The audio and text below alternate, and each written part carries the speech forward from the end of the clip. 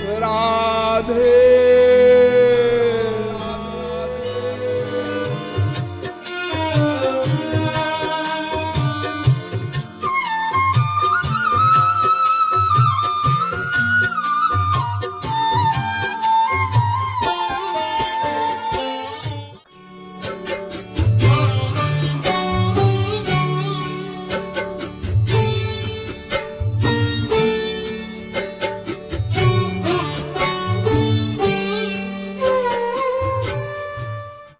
शंकर जी ने कहा मैं दर्शन करके जाऊंगा। यशोदा जी ने कहा कोई जबरदस्ती है, हम कहते हैं कि हम आपको दर्शन नहीं कराएंगे। अब इस समय सीट तो यशोदा जी की ऊंची है, आखिर वो ब्रह्म की मां बनी है, ये सौभाग्य उन्हें प्राप्त हुआ है। शंकर जी क्या करते, खिसिया कर लौट आए।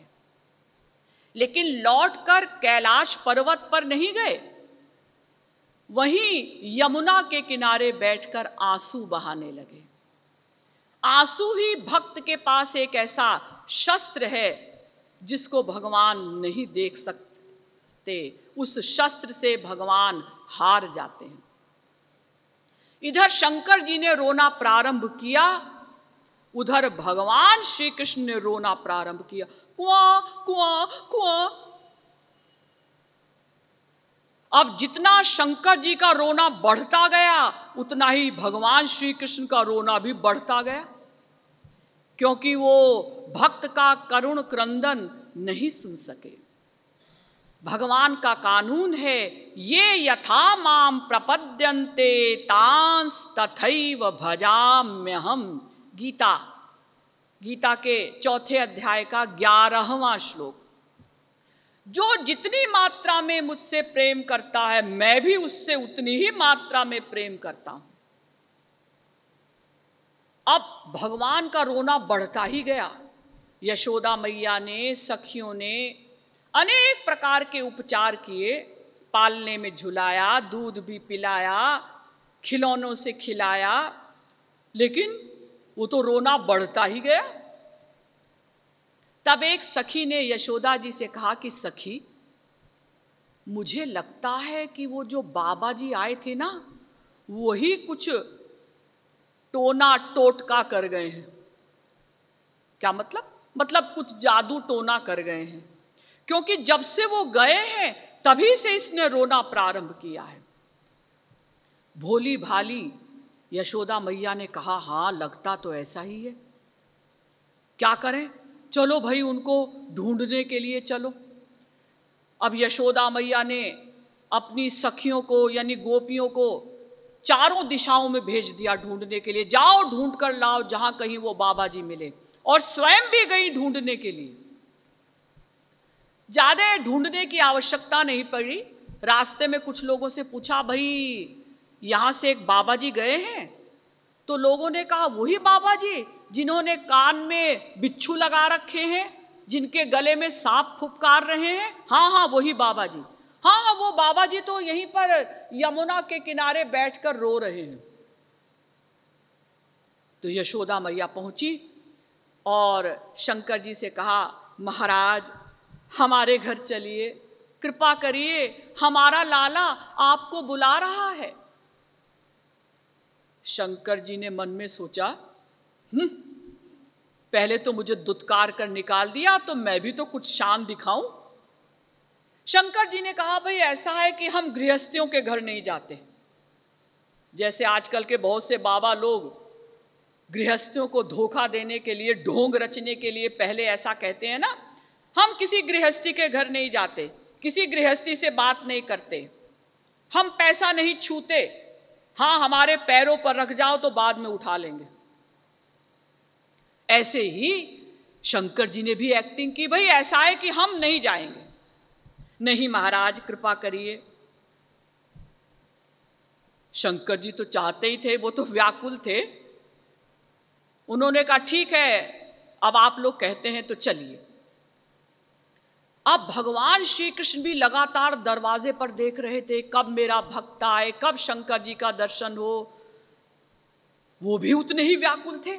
अब जैसे शंकर जी अंदर घुसे तो शंकर जी की नजर जैसे ही भगवान श्री कृष्ण की नजर से मिली तो वो जो नजर लगी थी ना, वो नजर उतर गई, बिना मंत्र पढ़े, बिना तृण फेंके, क्योंकि नजर तो यही लगी थी ना कि भक्त की नजर से नजर मिलानी थी। तो भगवान हंसने लगे। और जब महारास प्रारंभ होने जा रहा था, शंकर जी पहुंच गए वहां, हम भी महारास में आएंगे। जो गोपियां वहां द्वार पर खड़ी थीं, उन्होंने रोक दिया। आप कौन हैं? शंकर जी ने कहा, मैं शंकर हूं। शंकर? कौन शंकर? क्या मतलब? मतलब ये कि जैसे हमारे भारतवर्ष में कई स्टेट्स हैं ना, कई राज्य हैं, कई प्रांत हैं। अब कोई गवर्नर प्राइम मिनिस्टर से मिलने जाए और कहे मैं गवर्नर हूं, अरे आप गवर्नर तो हैं, किस स्टेट के गवर्नर हैं? इसी प्रकार से गोपियों ने शंकर जी से पूछा, आप किस ब्रह्मांड के शंकर जी हैं?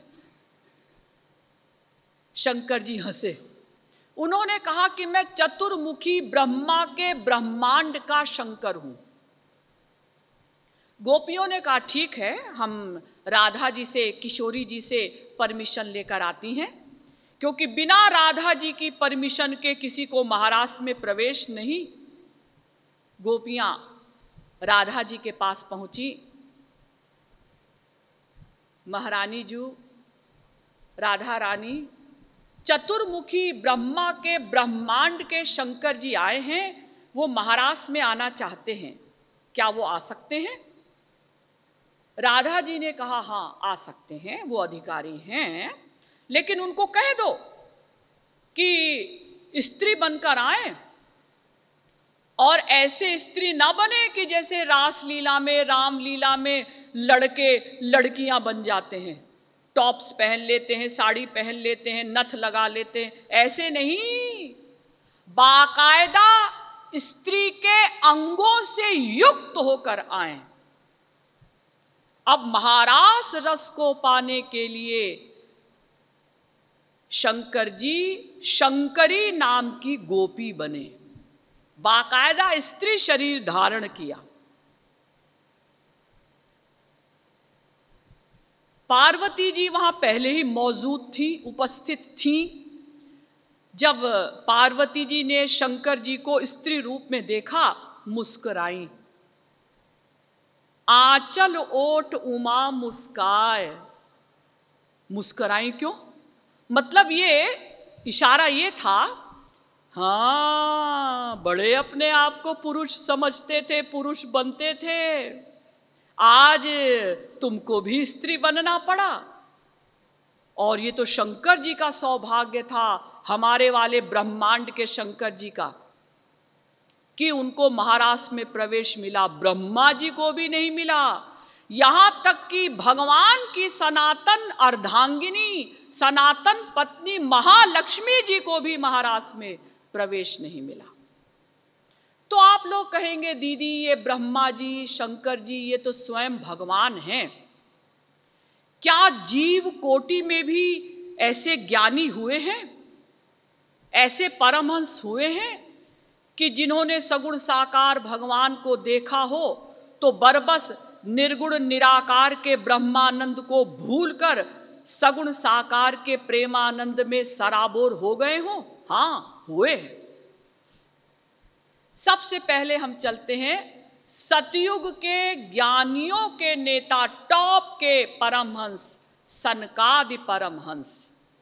सनक, सनंदन, सनातन, सनत कुमार, ये चार भाई ब्रह्मा जी के मानस पुत्र हैं ये। और ये चारों भाई 5 वर्ष की अवस्था के ही रहते हैं, नग्न घूमते रहते हैं सब जगह, हर क्षण संकल्प मात्र से कहीं भी जा सकते हैं, यानी पैदा होते से ही परमहंस हैं। तो एक बार ये चारों भाई वैकुंठ पहुंचे। वहां भगवान के सगुण साकार भगवान के चरणों पर रखी हुई तुलसी की मकरंद ने जैसे ही इनके नासिका रंध्रों में प्रवेश किया, तस्यारविंद नयनस्य पदारविंद किंजल्कमिश्र तुलसी मकरंद वायुः अंतर्गतः स्वविवरेण चकार तेषां संक्षोभमक्षरजुषामपि चित्ततन्वोः। भागवत के तीसरे स्कंध का ये श्लोक है कि वहाँ सगुण साकार महाविष्णु जी के चरणों पर रखी हुई जो तुलसी थी, तो भगवान के चरणों की सुगंध प्लस तुलसी के चरणों की सुगंध के साथ साथ तुलसी की जो मकरंद थी उसकी गंध मिश्रित होकर जब इनके नासिका रंध्रों में गई तो इनकी समाधि खुल गई। जो सदा समाधि में रहते थे, इनकी समाधि खुल गई और आनंद के आंसू बहने लगे। और इन्होंने भगवान से वरदान मांगा, कामं भवः स्ववृजिनैर्निरयेषु नः स्यात् चेतोलिवद् यदि नुते पदयो रमेत वाचश्च नस्तुलसीवद् यदि तेऽङ्घ्रिशोभाः पूर्येत ते गुणगणैर्यदि कर्णरन्ध्रः। भागवत के तीसरे स्कंद के 15वें अध्याय का श्लोक। हे नाथ, हमें नरक में वास दे दीजिए। सोचिए, जो पैदा होते से ही सदा ब्रह्मानंद में निमग्न हैं, जो निर्गुण निर्विशेष निराकार ब्रह्म को सदा समाधि में फील कर रहे हैं, सदा उस आनंद में डूबे हुए हैं, वो सनकादि परमहंस भगवान से कहते हैं कि महाराज हमें नरक में वास दे दीजिए, लेकिन एक शर्त है। क्या? अगर हमारा मन आपके चरण कमलों में भ्रमर बनकर अनुरक्त हो जाए तो हमें नरक भी स्वीकार है। अब हमें ये निर्गुण निर्विशेष निराकार का ब्रह्मानंद अच्छा नहीं लगता, हम तो आपके सगुण सविशेष साकार प्रेमानंद में ही डूबना चाहते हैं। और यही सनकादि परमहंस भगवान राम से भी प्रार्थना करते हैं, परमानंद कृपायतन मन परिपूरन कामो प्रेम भगति अनपाइनी देहु हम ही श्री राम। हे श्री राम, हमें आपकी अनपाइनी भक्ति चाहिए, वो दिव्य सगुण साकार का आनंद चाहिए। और नीचे आइए, त्रेता युग के ज्ञानियों के नेता, टॉप के परमहंस जनक परमहंस, जिनके विषय में कहा जाता है कि गृहस्थ में रहते हुए भी सदा ब्रह्मानंद में डूबे रहते थे। अगर इनका एक हाथ नग्न स्त्रियों के वक्षस्थलों पर है और दूसरा हाथ आग पर रखा है तो भी जनक जी को मालूम नहीं रहता था कि मेरे हाथ कहाँ हैं। इसीलिए इनको विदेह जनक परमहंस कहा जाता है। विदेह माने जिन्हें देह की कोई सुधि नहीं रहती थी, जिनका इंद्रिय मन बुद्धि सब निवृत्त हो चुका था। देखिए, जब किसी भी ज्ञानी को निराकार ब्रह्म का दर्शन होता है ना, तो उसका ये मन पहले मर जाता है, उसके बाद निराकार ब्रह्म का दर्शन होता है। तो जिनका मन मर चुका था, जब उन्होंने श्री राम और लक्ष्मण जी को देखा तो मूरति मधुर मनोहर देखी भयउ विदेह विदेह बिसेखी। जो विदेह थे वो विदेह हो गए। दूसरे विदेह का क्या अर्थ है? एक विदेह का अर्थ तो है जिनका इंद्रिय मन बुद्धि सब निवृत्त हो चुका था। दूसरे विदेह का अर्थ है कि वो इंद्रिय मन बुद्धि से युक्त हो गए। आश्चर्य से श्री राम और लक्ष्मण जी को देख रहे हैं और मन में सोचते हैं कि इन्हीं बिलोकत अति अनुरागा, बर बस ब्रह्म सुख ही मन त्यागा। इनको देखकर तो मेरा जो ब्रह्म का सुख था, ब्रह्मानंद था, बरबस कहीं जा रहा है। ब्रह्म जो निगम नेति कही गावा, उभय रूप धरि की सोई आवा।